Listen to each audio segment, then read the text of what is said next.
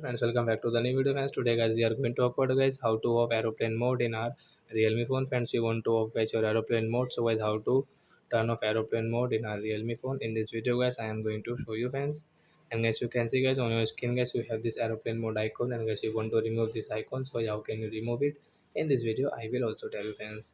So first of all guys, you will have to guys click on guys your phone setting.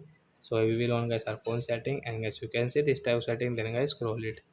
So friends, you can see guys your connection and sharing option, friends tap here, and as you can see your aeroplane mode option. So as you can see this icon right side guys, tap here, then guys this icon will remove, and guys your aeroplane mode will off, and guys now you can use guys your mobile data also, and guys you can call to anybody. So like that guys, you can turn off guys your aeroplane mode in your realme phone. So that's it guys, thanks for watching the video. We will meet on next video guys with new topic. Before going guys, please go and like the video, subscribe the channel. Bye bye friends.